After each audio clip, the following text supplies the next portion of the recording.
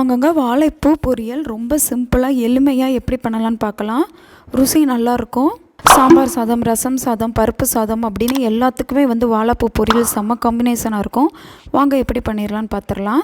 ஒரு வாழைப்பூ எடுத்து க்ளீன் பண்ணி சின்ன சின்ன பீஸாக கட் பண்ணி வச்சுருக்கேன். இதோட ஒரு பெரிய சைஸ் பல்லாரி வெங்காயம் கட் பண்ணி வச்சுக்கலாம். உரப்புக்கு பச்சை மிளகாய் சேர்த்தா ருசியாக இருக்கும். இந்த மாதிரி மிளகாவை நடுவில் கீறி வச்சுக்கோங்க. வடச்சட்டி காயவும் எண்ணெய் ஊற்றிக்கலாம். எண்ணெய் காயவும் கடுகு போட்டுக்கோங்க. கடுகு நமக்கு பொரிஞ்சு வரவும் சீரகமும் சேர்த்துக்கலாம். சீரகமும் பொரிஞ்சு வரவும் வெங்காயம் பச்சை மிளகாய் ரெண்டையும் சேர்ந்தாப்பில் போட்டுக்கலாம். இதை ஒரு 2 நிமிஷம் வதக்கினா போதும். ஒரு 2 நிமிஷம் நமக்கு நல்லா வதங்கி வரவும் நம்ம வாழைப்பூ கொஞ்சம் தண்ணியோடையே சேர்த்துக்கிடணும். வாழைப்பூ சேர்த்த உடனேயே உப்பு சேர்த்துக்கலாம். நம்ம வாழைப்பூ சேர்க்கும்போது அந்த க்ளீன் பண்ணும்போதே கொஞ்சம் தண்ணியோடையே எடுத்து வச்சுட்டு அப்படியே அதே தண்ணியோடையே நம்ம வாழைப்பூ சேர்த்துக்கிடணும்.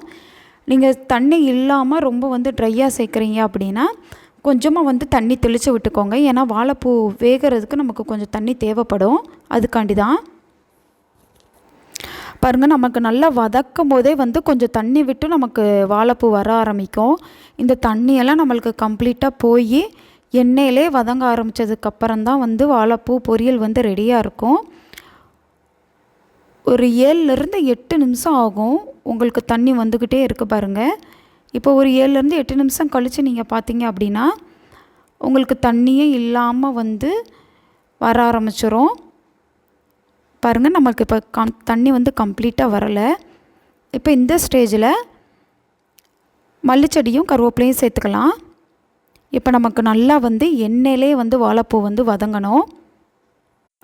வாழைப்பூ நல்லா வதங்கி சுருங்கும் போது தான் உங்களுக்கு எண்ணெய் பிரிஞ்சு நல்லா வதங்கி வர்ற மாதிரி இருக்கும். நீங்கள் அதளவு நல்லா வதக்கணும். அதே மாதிரி வாழைப்பூக்கு எப்போவுமே உப்பு கம்மியாக தான் சேர்த்துக்கிடணும். நம்ம கீரைக்குன்னா சேர்ப்போம்ல, அந்த அளவு தான் சேர்த்துக்கிடணும். இப்போ பாருங்கள், தண்ணியெல்லாம் போய் நல்லா சுருங்கி உங்களுக்கே தெரியும் எண்ணெயிலே வதங்குற மாதிரி இருக்கும். இன்னும் ஒரு 2 நிமிஷம் வதக்கிட்டு அப்படியே சூப்பராக ஒரு தேங்காய் துருவலை கையளவு எடுத்து அப்படியே மேலே போட்டு ஒரு 2 நிமிஷம் வதக்கிக்கோங்க. நீங்கள் தேங்காய் துருவலுக்கு பதிலாக தேங்காவும் சீரகமும் சேர்த்து நரன்னு அரைச்சி கூட நீங்கள் சேர்த்துக்கலாம். அதுவும் ருசியாக இருக்கும். அவ்வளோதாங்க. ஒரு 2 நிமிஷம் விட்டு இறக்குனீங்க அப்படின்னா அருமையான வாழைப்பூ பொரியல் ரெடி. டேஸ்ட்டு ரொம்ப ருசியாக இருக்கும். நீங்களும் பண்ணி பாருங்கள். ஃபேஸ்புக்லேயும் இன்ஸ்டாகிராம்லேயும் ரவினா சமையலை ஃபாலோ பண்ணுங்கள். சேனலை சப்ஸ்கிரைப் பண்ணுங்கள். ஓகே, பாய்.